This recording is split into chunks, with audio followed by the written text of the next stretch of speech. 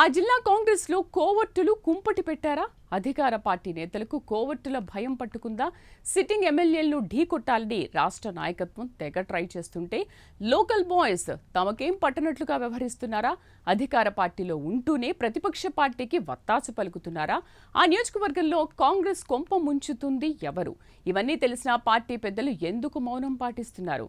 ఇంతకీ ఏదా జిల్లా, ఎవరా కోవర్ట్స్? ఆ జిల్లాలో జరుగుతున్న తెర వెనుక తెరచాటు రాజకీయం ఏంటో చూద్దాం.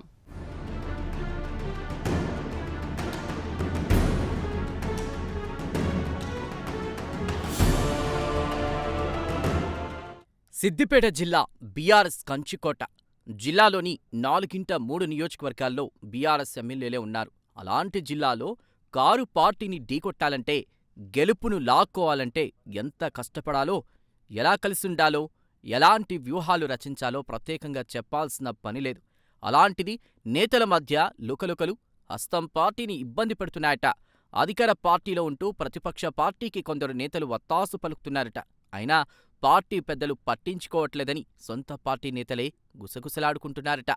ఇక సిద్దిపేట కాంగ్రెస్లో ఇప్పుడు జరుగుతున్న పరిణామాలు చూస్తుంటే బయట ప్రత్యర్థి పార్టీలతో యుద్ధం కంటే లోపలే ఒకరిపై ఒకరు అనుమానాలు, ఆరోపణలు, వర్గ పోరాటాలే ఎక్కువయ్యాయనే చర్చ జోరుగా వినిపిస్తోంది.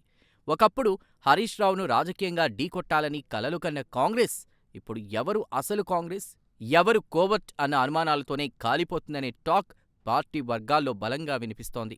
ఇటీవల జరిగిన ఓ సమావేశంలో ఒక్కసారిగా ఓ నాయకుడు రెచ్చిపోయి పార్టీలో కోవర్టులున్నారంటూ చేసిన వ్యాఖ్యలు అధికార పార్టీలో తీవ్ర చర్చకు దారితీశాయి.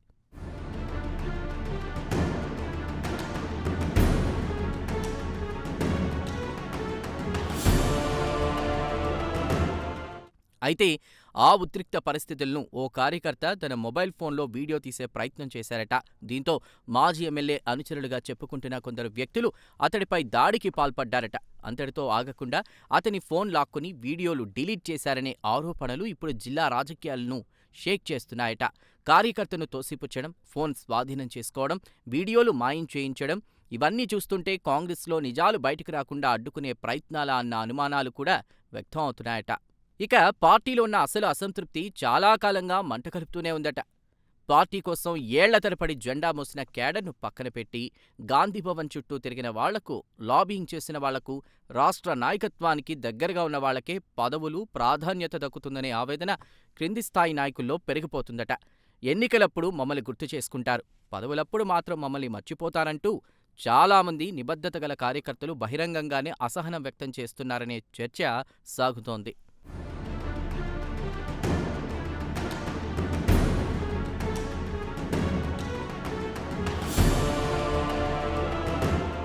మరోవైపు బయటకు కాంగ్రెస్ నేతల్లా తిరుగుతూ లోపల మాత్రం ప్రత్యర్థి పార్టీలతో టచ్లో ఉంటున్నారనే కోవర్ట్ ఆరోపణలు కూడా కొందరు నాయకులపై వినిపిస్తున్నాయి.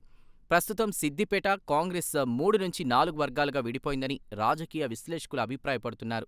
ఒకవైపు రాష్ట్ర నాయకత్వానికి దగ్గరగా తిరిగే నాయకులు, మరోవైపు స్థానికంగా పార్టీని నిలబెట్టిన పాత క్యాడర్, ఇంకోవైపు అవకాశవాద రాజకీయాలు చేస్తున్న కొత్త గ్రూపులు. ఇలా కాంగ్రెస్ అంతర్గతంగా ముక్కలైందనే అభిప్రాయం బలపడుతోంది.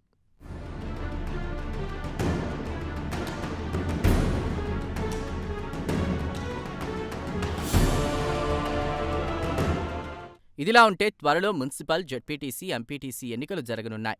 ఇలాంటి టైంలో ఈ విభేదాలు మరింత ముదిరే అవకాశాలున్నాయని పార్టీ శ్రేణులే ఆందోళన వ్యక్తం చేస్తున్నారట.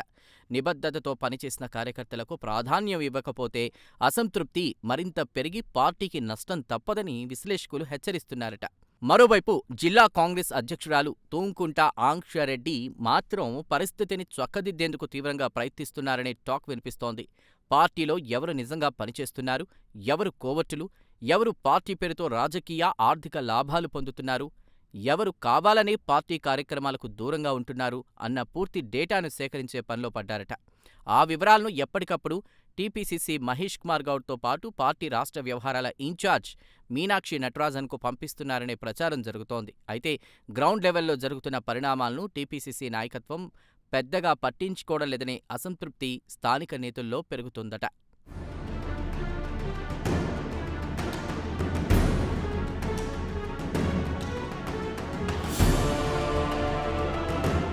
ఇక మరో ఆసక్తికర చర్చ ఏంటంటే 2006 నుంచి సిద్దిపేట కాంగ్రెస్ రాజకీయాలపై టీపీసీసీ వర్కింగ్ ప్రెసిడెంట్ జగ్గారెడ్డి ప్రత్యేక దృష్టి పెట్టారు.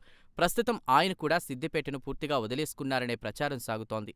దీనికి కారణం ఎంత ప్రయత్నించినా హరీష్ రావు చరిష్మాను దాటే స్థాయికి కాంగ్రెస్ ఇక్కడ ఎదగకపోవడం, ఓట్ల శాతం పెరగకపోవడం, ముఖ్యంగా నేతలు, కార్యకర్తల్లో ఐక్యత లేకపోవడమేనని సమాచారం. అందుకే గత కొంతకాలంగా సిద్దిపేటకు చెందిన నాయకులను జగ్గారెడ్డి కూడా పెద్దగా కలవడం లేదనే చర్చ గాంధీభవన్ వర్గాల్లో వినిపిస్తోంది.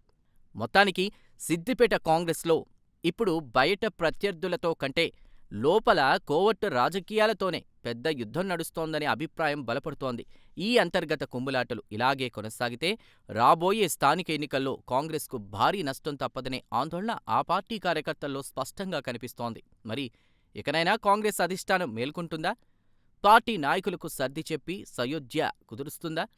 పార్టీలోని కోవట్టులకు చెక్ పెడుతుందా? ఇంతకీ సిద్దిపేట కాంగ్రెస్లో హై టెన్షన్ స్టార్ట్ కాకముందే హైకమాండ్ హ్యాపీ ఎండ్ ఎలా ఇస్తుందో వేచి చూడాలి.